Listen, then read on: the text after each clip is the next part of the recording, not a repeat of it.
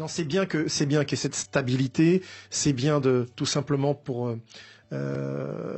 parce que on peut imaginer, entendu Yacine Mar, on peut imaginer le discours. Moi, je l'entends déjà le discours du coach Aliou Cissé, c'est-à-dire les gars, sortez-vous de l'esprit ce qui s'est passé le 6 février. C'est terminé cette histoire-là. La coupe, elle est chez nous. On ne nous l'enlèvera jamais. En revanche, si on ne va pas à la Coupe du Monde, ça, on va en entendre parler. Et c'est important. Le trophée, on le voulait. On s'est battu depuis 2019 pour l'avoir. On l'a fait. On a fait comme il fallait. Mais maintenant, il faut la Coupe du Monde. Il faut se qualifier.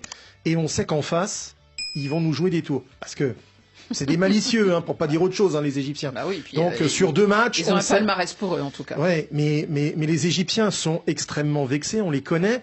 Et en même temps, eux, la Coupe du Monde aussi, ils n'en ont pas fait 150. Il y a eu 90, il y a eu la Russie où ça a été un fiasco absolu, différemment du Sénégal. Le Sénégal, ce n'était pas un fiasco.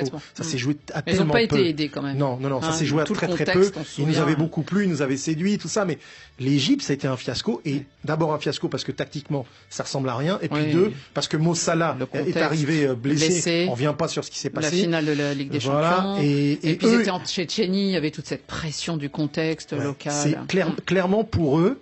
C'est une façon aussi, si vous voulez, de purger 2018. Mais ils en sont encore très très loin pour des raisons que j'ai essayé de développer ici. Bien sûr. Après, comme je le dis souvent et ça fait rire tout le monde, je n'ai pas de boule de cristal. A priori, les débats font qu'on pense plutôt au Sénégal.